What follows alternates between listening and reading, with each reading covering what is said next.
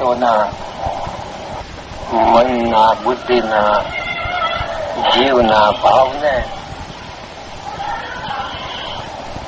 ખૂબ તાવીને ઓળખે છે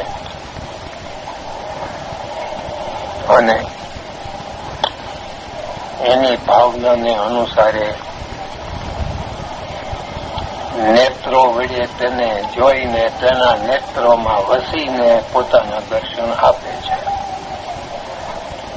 એવા નેત્ર દિવ્ય કરી દે છે. ભગવાનની મૂર્તિ દિવ્ય દેખાય અને દિવ્ય દર્શન વડે કરીને એનો આત્મા પણ દિવ્ય થઈ જાય અને દિવ્ય ભાવના કાયમ વર્તે.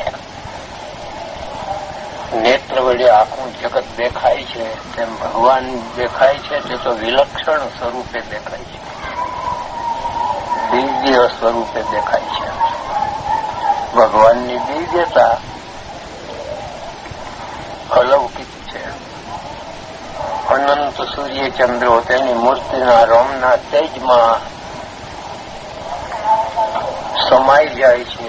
એટલી દિવ્ય મૂર્તિ ભગવાનની ધામમાં રહી થકી ઘેર આવીને દર્શન દેનારી થાય છે. આવી મૂર્તિ મળવી મુશ્કેલ.